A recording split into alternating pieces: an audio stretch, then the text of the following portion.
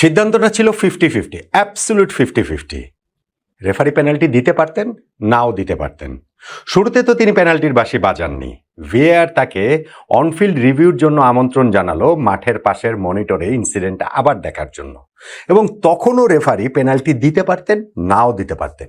50-50 referee পেনাল্টির বাঁশি বাজালেন সেনেগালের বিপক্ষে বেলজিয়ামের পক্ষে, এবং সেটা ম্যাচের 90 মিনিট পেরিয়ে, অতিরিক্ত সময়ের প্রথমার্ধ পেরিয়ে, যখন টাই ব্রেকারটা একেবারে চোখের সামনে দেখা যাচ্ছে, 117তম মিনিটের ইনসিডেন্ট।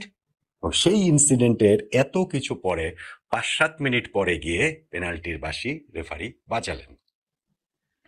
আমার কাছে মনে হয়েছে যে এই অবশ্যই 50-50 সিদ্ধান্ত, রেফারি তো পেনাল্টি দিতে পারেন আমি বলছি, কিন্তু আমার কাছে মনে হয়েছে যে এটা রেফারি পেনাল্টিটা না দিলেও পারতেন। সেনেগাল নিজেদেরকে এই জায়গায় অন্যায়ের শিকার বলে ভাবতেই পারে, সেনেগাল নিজেদের এই জায়গাটাতে অবিচারের শিকার বলে ভাবতেই পারে। আফ্রিকা অ্যাজ এ কন্টিনেন্ট, মহাদেশ হিসেবেই তো শোষিত এবং বঞ্চিত হয়েছে তারা শতাব্দীর পর শতাব্দী। নানান ক্ষেত্রেই তারা এরকম অন্যায় অবিচারের শিকার হয়েছে। তারা ওই জায়গা থেকেও কি ভাবতে পারে কিনা যে ফুটবল বিশ্বকাপও আমাদেরকে বঞ্চিত করলো, সেনেগালও এরকম ভাবতে পারে কিনা।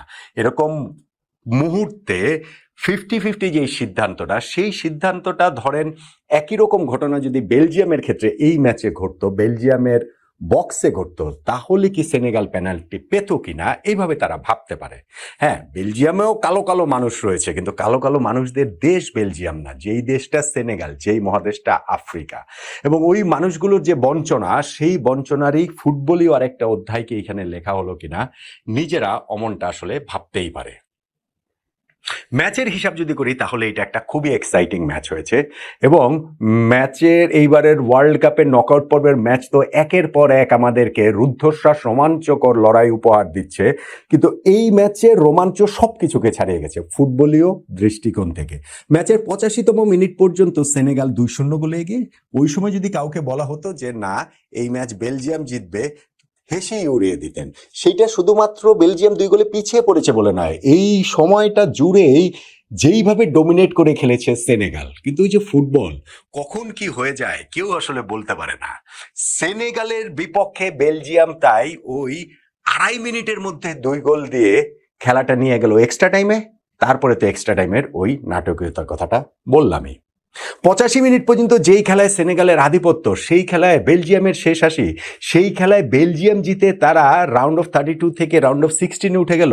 সেনেগাল ম্যাচটাতে ডোমিনেট করেছে, তারা প্রথমার্ধে 25তম মিনিটে দিয়ারার গোলটাতে এগিয়ে গিয়েছে। সেকেন্ড হাফের শুরুতে ইসমাইলিয়াস আর একটা ব্রিলিয়ান্ট গোল করেছেন, বেলজিয়ান ডিফেন্সের উপর দিয়ে মারা লবটা বুক দিয়ে নামিয়ে, তারপরে একটু টাইম নিয়ে ভলি করে, যেই শটটা মানে টাইমটা নিয়েছেন তিনি হচ্ছে ওই বডি দিয়ে বেলজিয়াম ডিফেন্ডারকে আটকে রেখে ভলি করে তিনি বলটা থিবু কর্তার পাশ দিয়ে জালে জড়িয়ে দেন ফার্স্ট বার দিয়ে। ওই 2 গোলে শুধু এগিয়ে যাওয়ার জন্য না, বেলজিয়াম পুরো ম্যাচে আসলে কোনো খেয়েই পাচ্ছিল না, সেনেগালের সঙ্গে তারা আসলে লড়তেই পারছিল না, ধরেন হাফ চান্সও তারা ক্রিয়েট করতে পারছিল না, মোটামুটি এই অবস্থা। এবং সেই বেলজিয়াম 86-89 মিনিটে মোটামুটি 161 সেকেন্ডের মধ্যে 2টা গোল করে ফেললো। শুরুতে লোমেলু লুকাকু ওই রাইট সাইড থেকে বলটা যে আসলো, সেটাকে সুন্দর একটা ফ্লিকে, টিপিক্যাল নাম্বার 9-এর মতো লুকাকুর, এটা বেলজিয়ামের জার্সি গায়ে 92তম গোল। এখন তার ফিটনেস নেই, এখন তার বয়স হয়ে গেছে, কিন্তু গোলটা লুকাকুর মধ্যে আছে, সেইটা তিনি আবারও প্রমাণ করলেন ওই গোলটা দিয়ে, যেইটা বেলজিয়ামের জন্য লাইফ লাইন।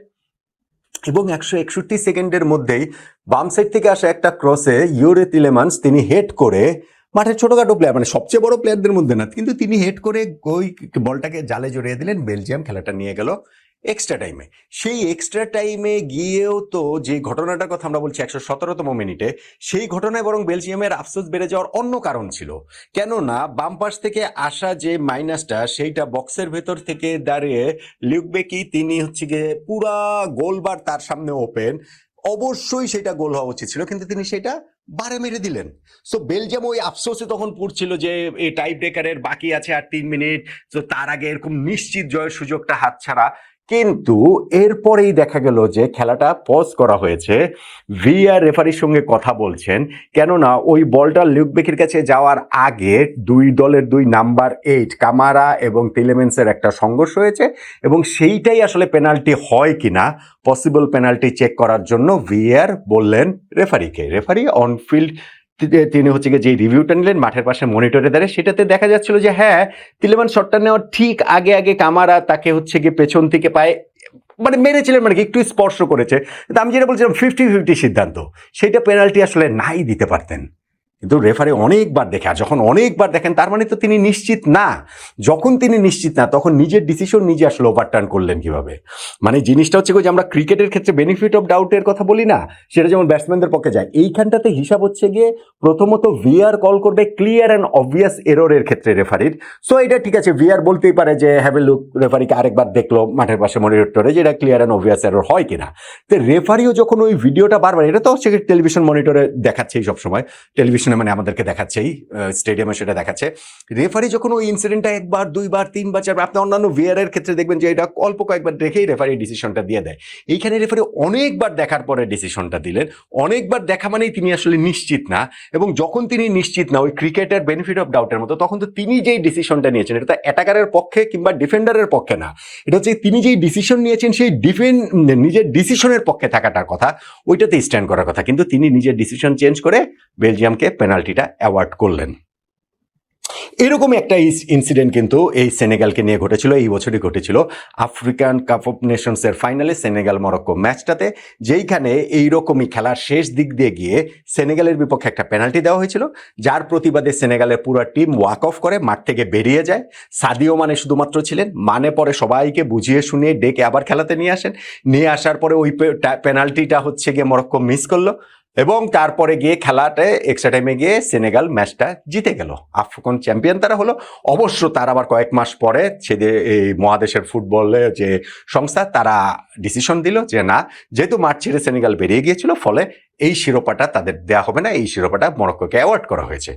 তাও ভালো যে আজকে বিশ্বকাপের মঞ্চে সেনেগাল ওরকম পরিস্থিতিতে, কয়েক মাস আগেরই ঘটনা এটা, ওরকম পরিস্থিতিতে মাঠ ছেড়ে বেরিয়ে যায়নি। কিন্তু আমার কাছে মনে হয়েছে যে এটা তারা নিজেরা ভাবতেই পারে যে তাদের সঙ্গে অন্যায় করা হয়েছে। এবং 125তম মিনিটে পেনাল্টি থেকে ইউরি তিলেমান্স, বেলজিয়ামের ক্যাপ্টেন, তিনি গোল করে বেলজিয়ামকে ম্যাচটা জিতিয়ে দিলেন। যেটা মনে হচ্ছিল অনেক সময় লুকাকু করবেন, বল নিয়ে রেখেছিলেন, পরে তিলেমান্সকে দিয়ে সুন্দর একটা রাইট সাইড উপর দিয়ে মারা শটে তিনি গোলটা সাইড ফুটের একটা শটে গোল করে দিলেন। ওয়ার্ল্ড কাপ ফুটবলের ইতিহাসে 125তম মিনিটের গোল, এত পরে গোল কখনো হয় নাই। এবং এইবারের ওয়ার্ল্ড কাপে সার্টেনলি বেস্ট ম্যাচ হয়েছে আমি বলবো না, কিন্তু সার্টেনলি সবচেয়ে নাটকীয় ম্যাচ এইখানটাতে হয়েছে। ম্যাচের 85 মিনিট পর্যন্ত পুরোপুরি ডোমিনেট করে সেনেগাল কে একেবারে হতভম্ব করে দিয়ে বেলজিয়াম 161 সেকেন্ডের মধ্যে 2টা গোল করে খেলাটা এক্সট্রা টাইমে নিয়ে যায়। এবং এক্সট্রা টাইমের এই নাটকীয়তার কথা তো আসলে বললামই, যেইখানটাতে সেনেগাল নিজেদেরকে আসলে অন্যায়ের শিকার তারা হয়েছে, অবিচারের শিকার হয়েছে, তারা সেটা ভাবতেই পারে। এবং আমি যেটা বললাম আমারও মতামত, এটা অ্যাবসোলিউট 50-50 সিদ্ধান্ত। কিন্তু যেহেতু রেফারি শিওর না, রেফারি এতবার ইনসিডেন্টটা দেখেছে, এবং 50-50 সিদ্ধান্তের ক্ষেত্রে এইটা তিনি তার নিজের সিদ্ধান্ত, ইনিশিয়াল যে সিদ্ধান্তটা ছিল সেটাকে স্টিক করতে পারতেন, সেইখানটাতেই পেনাল্টিটা তিনি নাও দিতে পারতেন। বেলজিয়াম রাউন্ড অফ 16-এ উঠে গেছে, কিন্তু সেনেগাল এই জায়গাটাতে নাটকীয় যে তাদের বিদায়, ট্রাজিক যে বিদায়, এই ওয়ার্ল্ড কাপের সবচেয়ে ট্রাজিক বিদায় সেনেগালের এই ম্যাচটাতেই হলে বলেই তো আমার কাছে মনে হচ্ছে। ম্যাচটা যদি আপনি দেখে থাকেন তাহলে নিশ্চয়ই আপনি একমত হবেন।